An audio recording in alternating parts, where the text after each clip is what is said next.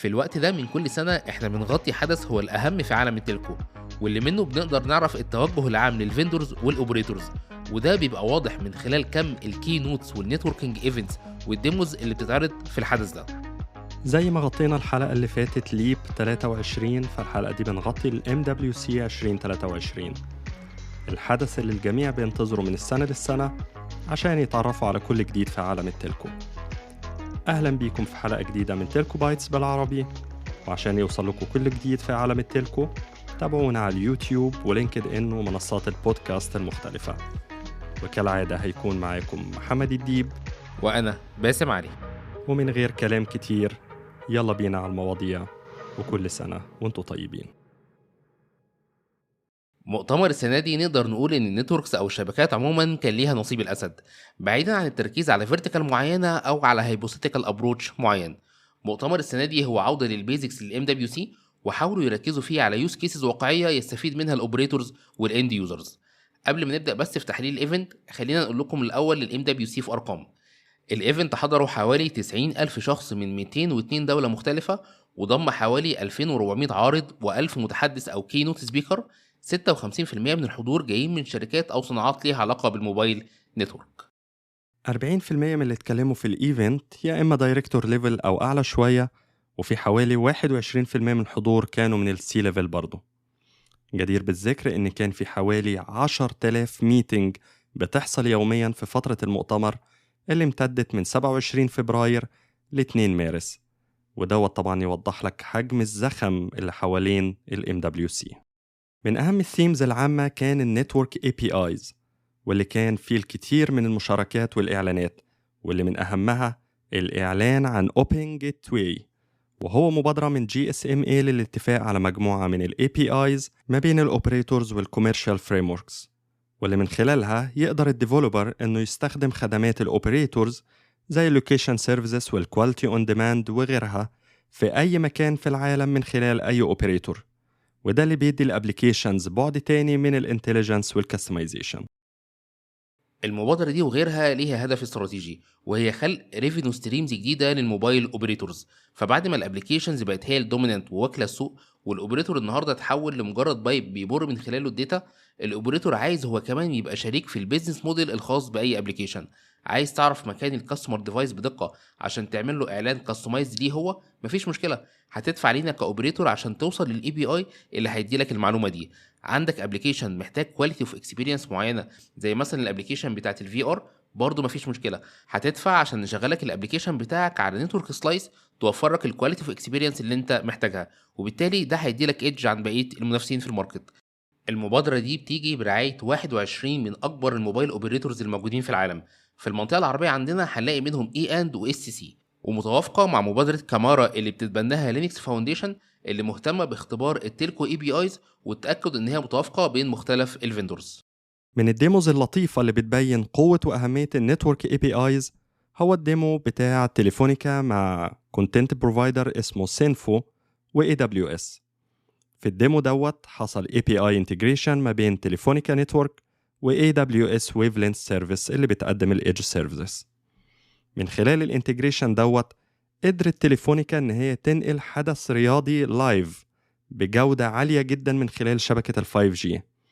سينفو الكونتنت بروفايدر بيصور الحدث، وهو في حالتنا دوت يعتبر الابليكيشن، وتليفونيكا بتنقل الحدث كسيرفيس بروفايدر ل AWS Wavelength Service اللي بتمثل الكلاود بروفايدر اللي عليه الابليكيشن وبتعمل AI processing. الانتجريشن دوت خلى الحدث يتنقل بديلي أقل ب20 ملي سكند من العادي، وجيتر أقل ب90% حتى في وقت السيل كونجيشن. وده مثال على الكواليتي اون ديماند اللي النتورك APIs ممكن تحققها ويستفيد منها الأوبريتور مادياً والمستخدم ككواليتي اوف اكسبيرينس. تواجد الهايبر سكيلرز في ال MWC كان تواجد قوي بصورة تدل قد إيه هم مهتمين بعالم التلكو، وقد إيه علاقة الهايبر سكيلرز بالتلكو أوبريتورز هي علاقة شراكة ممتدة ومتطورة مع الوقت، والجميع مستفيد منها حتى الآن. طبعا الأوبريتورز هم اللي محتاجين يحذروا شوية، وإلى الهايبر سكيلرز ممكن ياكلوا التورتة كلها لوحدهم، وده اللي هيبان مع الأيام. ونبدأ أول حاجة ب AWS، واللي أعلنت عن سيرفيس جديدة اسمها AWS Telco Network Builder أو اختصارا ال TNB. ودي عبارة عن سيرفيس جديدة بتقدمها AWS للأوبريتورز، واللي من خلالها يقدروا يبنوا شبكات موبايل تكون هوستد على AWS انفرا. كل ده بيتعمل ببساطة من خلال الكونسول بتاع AWS، ومن خلال الكونسول ده تقدر تانستنشيت نتورك فانكشن معينة زي مثلا ال AMF أو ال UBF الموجودين في ال 5G كور. وكمان تقدر تعمل الانترنت وركينج اللي تكون شايله ال 5G سيجنالينج والداتا ما بينهم. وبكده نقدر نعتبر ان امازون تي ام بي هو رد امازون على خدمه اجور فور اوبريتورز، واللي كانت اعلنت عنها مايكروسوفت من سنتين تقريبا، واللي برضو من خلالها تقدر تبني 5G موبايل كور على اجور انفرا. ولو تفتكروا فمبادره اجور فور اوبريتور نفسها كان نتيجه شراكه اي تي ان تي مع مايكروسوفت، واللي قررت انها تدي كل النتورك فانكشنز الخاصه بيها لمايكروسوفت، بحيث ان يتعملها هوستنج في الاخر على اجور كلاود. ودي كانت بدايه اجور فور اوبريتورز. ومن أمازون لمايكروسوفت، وإطلاق آجور لآجور أوبريتورز إنسايتس، ودي خدمة من اسمها بتدي إنسايتس عن النتورك، وده من خلال البيج داتا أناليتكس. فالمنصة بتلم كل الداتا الممكنة المتعلقة بالشبكة، زي حجم الترافيك على اللينكس والإيرورز المختلفة والكول دروبس وكل حاجة تخطر في بالك. وعن طريق الداتا أناليتكس بتقدر تعمل أناليزيس وسمرايزيشن أو أجريجيشن للداتا بصورة تطلع منها كأوبريتور معلومات مفيدة من خلال الماشين ليرنينج والاي اي. وتقدر تعمل بريدكشنز المختلف الكي بي ايز، زي مثلا البريدكتد ترافيك ترند للسيرفيس في منطقة معينة، وده يخليك تقدر تعمل اكسبانشن للريسورسز في المنطقة دي برو اكتيفلي وهكذا. وطبعا بطبيعة الحال مايكروسوفت لازم تستخدم تشات جي بي تي دلوقتي في كل حاجة، فالتول تيجي انتجريتد مع تشات جي بي تي، فتقدر باستخدام الناتشورال لانجويج كابابيلتيز انك تطلب منه كود يطلع لك بيانات معينة، زي انك تطلب منه كود مثلا عشان يكويري الديسكونكشن ريزونز من السي دي ارز لمنطقة الرياض مثلا او لأي منطقة من تاريخ كذا لتاريخ كذا. فالتشات جي بي تي جنريت الكود اللي تستخدمه عشان تعمل الكويري دوت. ومن اجور و AWS لجوجل، واللي كان طبعا لازم تطلق برودكت متعلق بالسي اس بيز. جوجل اعلنت عن تيلكوم سبسكرايبر انسايتس، واللي للوهلة الأولى افتكرت إن هو شبه أجور أوبريتور إنسايتس، إنما طلعت غلطان. فالتيليكوم سبسكرايبر إنسايتس هي تول يقدر السي اس بي يستخدمها عشان يعمل أناليزس للإنفورميشن والديتا اللي عنده، بس عشان يعمل ماركتينج لمنتجاته. ودي طبعا الحاجة اللي جوجل بتبرع فيها. فمن خلال ال SDK الخاص بالتول ديت فيقدر السي اس بي يعمل انتجريشن ما بين الابليكيشن الخاص بيه زي ماي اس تي سي او انا او فودافون وغيره من الابليكيشنز مع التليكوم سبسكرايبرز انسايت بلاتفورم. ومن خلال الانتجريشن دوت تقدر تعمل اناليزس للديتا وتعمل تارجتد ماركتنج كامبينز، زي مثلا ان البلاتفورم تديك انسايتس عن العملاء المرجح تحويلهم من بريبيد لبوست بيد، فتبعت لهم من خلال الابليكيشن اشعار باوفر مخصص ليهم بخصم او هديه مثلا عند التحويل. الابليكيشن بيلعب على كل النقط اللي بيحتاجها الماركتر، زي الاكويزيشن والكاستمر اكسبيرينس والابسيلينج والكروس-سيلينج والريتنشن وغيرها. ماركتينج بلاتفورم متكامله من عملاق الاعلانات والتسويق جوجل، ومصممه خصيصا للسي اس بيز. في الجزء دوت من الاخبار خلينا نقول لكم سريعا اهم اخبار الاوبريتورز في الام دبليو سي، واللي هنبدأها من شركة زين، واللي مضت مذكرة تفاهم مع شركة واوي لإطلاق مبادرة ال 5.5G سيتي في السعودية. مبادرة ال 5.5G according to presentation عرضتها واوي هتكون مهتمة إن هي تدي constant speed توصل ل 10 جيجا بيت بير سكند لكل يوزر، مقارنة بال 1 جيجا اللي بتديها ال 5G. وده شيء عظيم لتطبيقات محتاجة سرعات عالية زي ال VR gaming وغيرها.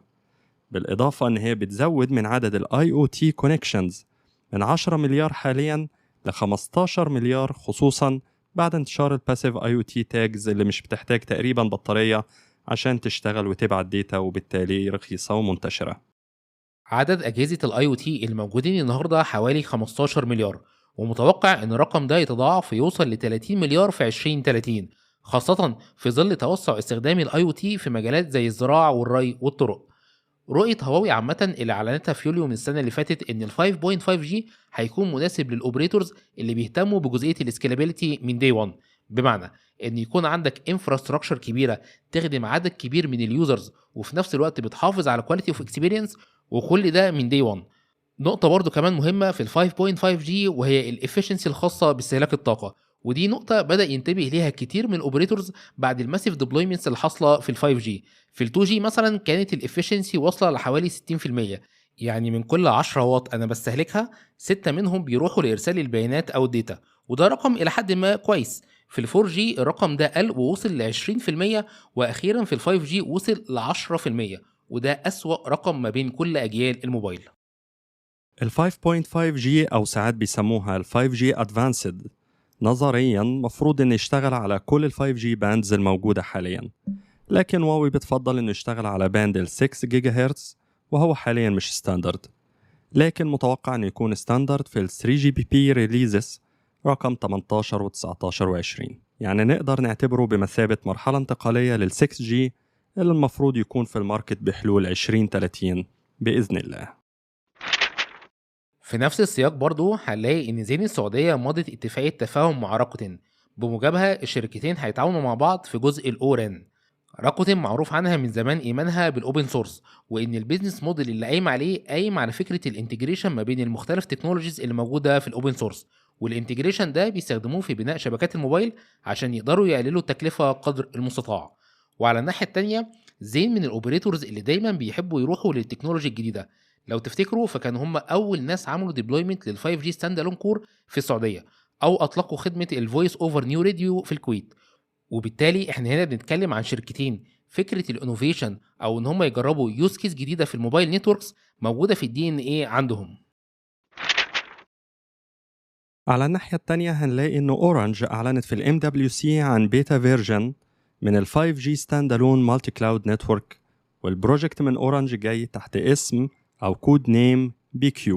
وفكرة المالتي كلاود هنا إنه ممكن يتعمل له deployment on-prem على كوبرنيتس كلاستر زي اللي عاملاه النهاردة أورنج وبتستخدم رانشر ديستريبيوشن، أو ممكن يكون على AWS Region، أو لو اليوزر عاوز الديبلويمنت تتم في مكان قريب شوية من اللوكيشن اللي موجود فيه وفي نفس الوقت يستفيد من الأجيلتي اللي بتوفرها له البابليك كلاود، فممكن يروح ل AWS Outpost اللي معمول لها هوستنج في أورنج داتا سنترز. البرودكت بقى نفسه اللي اعلنت عنه اورنج في الام دبليو سي عباره عن ايه؟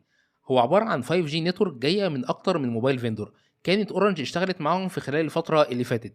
فهنلاقي مثلا برودكتس من ديل واي دبليو اس وكاسا سيستم واتش بي واريستا ومافينر وغيرهم من الموبايل فيندورز. كل البرودكتس دي معمول لها انتجريشن مع بعضها واوتوميشن عن طريق سيلفا، بحيث انها تقوم موبايل نتورك كامله سواء كانت الموبايل نتورك دي كور او ران في خلال ساعه واحده فقط. انتم طبعا متخيلين كميه المجهود عشان تعمل انتجريشن ما بين كل الفيندورز، فضلا عن انك تعمل الانتجريشن ده اوتوميشن، شيء محتاج شغل كتير وكوميتمنت من كل الفيندورز، والاهم تركيز من الاوبريتور ان هو يقدر يطلع منتج نهائي يخلق له ريفينيو ستريم جديد من النيو تكنولوجي. بالمناسبة لو مش عارفين إيه هو سيلفا، فأورنج بتستخدمها في جزئية التلكو كلاود أوتوميشن، وهو بروجكت جديد كانت أعلنت عنه لينكس فاونديشن أواخر السنة اللي فاتت، ومهتم ببناء الكلاود نيتف انفراستراكشر عشان يتعمل عليه هوستنج بعد كده لل 5G والأوران CNFs. كنا اتكلمنا عن البروجكت دوت قبل كده في بوست كتبناه على صفحتنا على لينكد ان، وهنسيب لكم ليه لينك في الديسكريبشن يشرحه أكتر. في النهاية بنستشف من الخبر دوت ومن الخبر اللي اتكلمنا فيه عن مبادرة Open Gateway والنتورك APIs إن غالبية الأوبريتورز بتحاول حاليا توصل لأفضل موديل ممكن عشان تسرع ال 5G deployments، وفي نفس الوقت عايزة توصل لأوبريشنال موديل سهل ومفهوش تعقيد ويكون ستاندرد على قدر الإمكان ويخلق ليهم revenue streams جديدة.